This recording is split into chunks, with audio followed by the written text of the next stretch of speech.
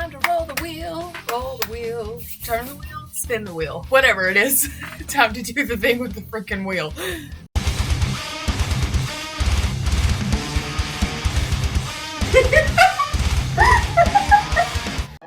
That's bananas. This is what we're doing. And I know y'all are so confused by the alpha dude and the flat earth, but I didn't know how to I didn't even know these people's names, so I just went with it. So we're going to spin and we're going to find out what you guys are going to react to today. Speaking of alpha dude, we're going to figure out what that means right now.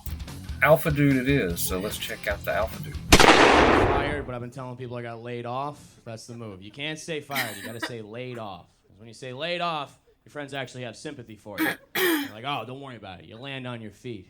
When you say you got fired, all they have for you is questions. Like, what happened? What'd you do? And I'd answer those questions if I had a cool answer. If I could say something like, oh, dude, they caught me vaping in the handicap stall. They caught me jerking off in the handicap stall. But I gotta look them dead in the face and just be like, oh, dude, they told me I was a bad culture fit. It's true, though, I am. I'm like a facilitator of workplace hatred. That's like my thing. I'm like the last guy you want to see in a break room, truly. If you're having a bad day, I'm just gonna pile on, really.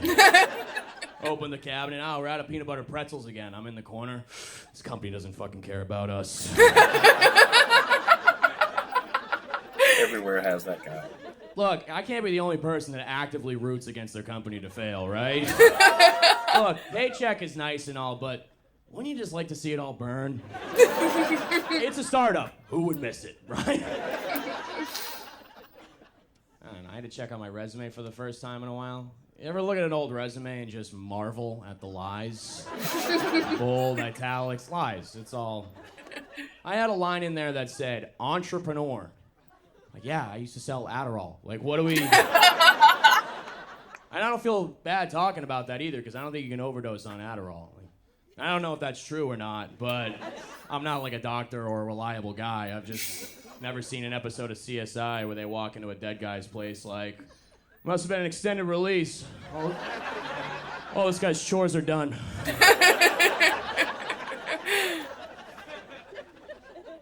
To go to a bunch of job interviews, and I thought I'd be cruising through job interviews. You know, I'm a smart guy. I got a lot of charisma. I thought it'd be easy.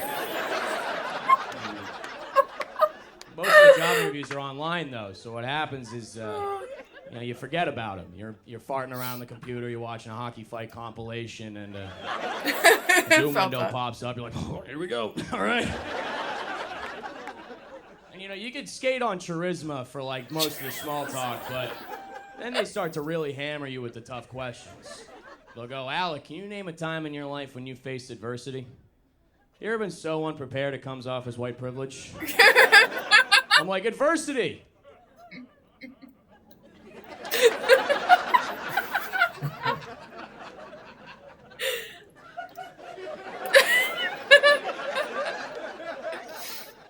And then you slam the screen shut and blame the Wi-Fi. That's the move.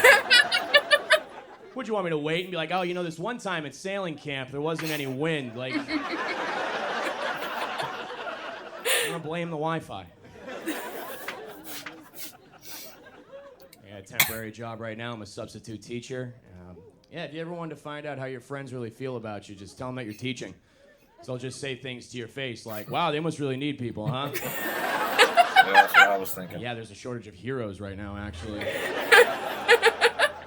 It's always your buddies that work in, like, tech sales or something. And I would never say that to them about their jobs. I'd never be like, wow, they must really need a washed-up D3 athlete with a coke problem, huh? Ooh. Shoot. I'm doing my best for these kids, okay? I'm trying. I'm an educator. It is tough. I did a whole lesson on apostrophes the other day. I think it was all wrong. I think the whole thing was wrong. They're asking me, like, how do I know if it's possessive? I'll sound it out. I don't know. Good part about being a sub, though, for the most part, your job is just throwing on a movie and then watching the first half of that movie 6 times in a row during the day. By the time you get to 7th period, you're like, look, kids, we're starting Mulan from the middle, okay? I gotta find out this bitch defeats the Huns. I'm losing my mind. And I don't like that word sub either. I think that's very demeaning to me, okay? In my classroom, I am not a sub. I am the dom, all right? You'll find out everything about your life on the internet almost instantly. Remember when we were growing up and we thought all of our teachers just lived at the school? Yeah. Now I'll be in the middle of a lesson, some kid will pull up his phone and just be like, damn, mister, you live in a bad part of town. I had some kid comment on a comedy promo of me and he just said, your ass. It's like, Eric, this needs an apostrophe, dude. Come on.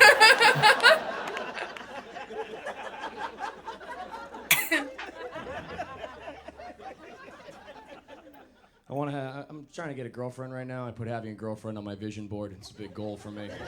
Don't laugh at that. I don't know. Look, everyone's got a girlfriend now. Even like the weird friend in my group, he's got a girlfriend, and she's way out of his league, like suspiciously out of his league. But she says it's because he has big golden retriever energy. You heard that? Big golden retriever energy? Yeah. I don't know. I think it's kind of cute. It's cute. It's fun. Like, I'm going to start saying that. Big golden retriever energy. We were all calling it mild autism, so. So if you met Dave, he's a biter. Just dating as a whole, I'm feeling very hetero-pessimistic about it. I'm straight guy. Any other straighties? Straighties? Woo! Straighties. Trying to make that into a like, we see each other. It's not really catching on. I'm working on it. I'm not a trendsetter. I just do my best. I don't know. I just as a whole, like as for a straightie, you know, it's as a guy, it feels like I'm always just giving dating advice I didn't ask for, especially on social media. On my feed, it'll just be beautiful women with their phones in front of their face saying things like, hey guys, here's the 13 things you do that give girls the ick. Number 1, existing. Number 2, ankle socks. Like, all right, should I go to Kohl's or kill myself? What's the move? I'll do both. I'll try. Sad part is, though, the flip side of that coin is the alpha male content. The guys with the aviators smoking the cigars being like, how value men are bred to be hunters. Are you ready to hunt for your prey? It's like, no, dude, I'm gonna make like pizza rolls or something. I hate all that alpha male content, dude. It's very toxic. And especially it sucks when your friends do it. Like I had a buddy, he posted an Instagram that said, when she broke up with you, she made a bet on your future. Make sure she loses that bet. I'm like, are you about to shoot up a casino? What are you talking about? It's sad because I wish my boys could just feel comfortable enough to talk to me. Like, I've been going to therapy for like a month, okay? I'm an emotional intelligence brown belt at this point, all right? I got moves, dude. You want to kill yourself? You try going for a walk, my man? What about breathing, huh? Do you even lift? Bro? I could use those tips, though. I'm not great. I had a girl over my place the other night for a movie night, and I picked out the movie. About halfway through, she starts kissing my neck a little bit. You know, hand starts going around my belt, so I press pause, and I'm like, hey, what's up? You don't like the movie? What's going on?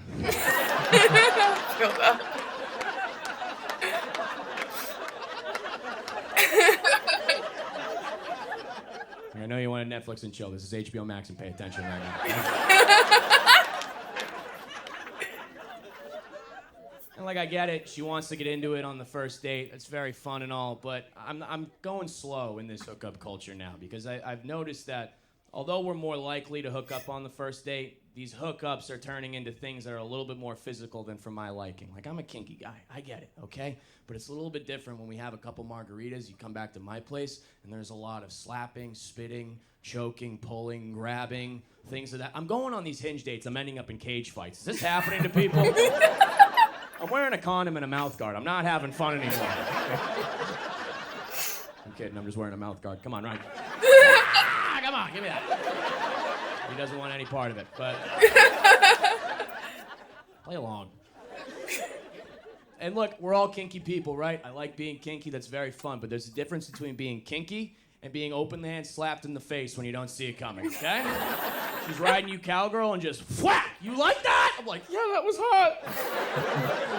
Give me a second, my eyes are coming.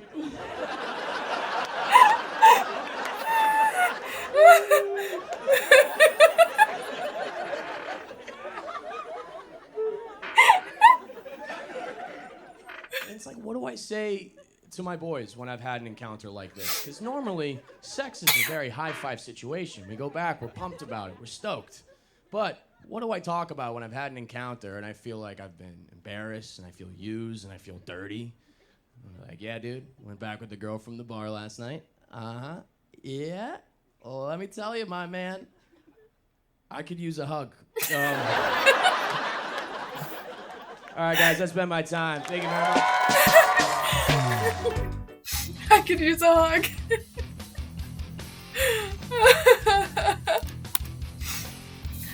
Oh, I love that. I'll say I think we found one of her new favorites. Yeah. Alec Flynn is his name. Alec Flynn. He was funny. I like him. He's funny. You can tell he's new to it. I mean, I've seen a lot of comedians, you can tell when they're early on in the career. His jokes don't land quite as hard as I think they could once he gets more seasoned. Yeah. But yeah, funny guy. We'll have to track some more of his stuff. She enjoyed it thoroughly, so we'll have to do more of him. He's not Matt Rife, but he's hot, so it works. He's hot? Yeah, he's hot. You sure about that? You sure about that? You sure about that? We'll check out some more of his stuff. I think it'll be interesting. Get in the comments. Give us some comedians that you like nowadays. We've seen a few here recently, especially since Rogan opened the mothership. Yeah. I've started to notice more comedians starting to pop up. So he does so much for he saved comedy as far as stand-ups go. I think he's going to be the salvation. Him and Tony Hinchcliffe. Oh my gosh, Kill Tony is the best. Yeah, they're giving a lot of opportunity to some very funny people out there. So get in the comments, let us know who you're listening to and who you think is funny, and we'll be happy to throw it on our little wheel and see how that goes. Like, share, Subscribe. do the thing. Do the thing. Until the next time, guys, as always, come at me, bro. The Brodown is over! Let's bro out!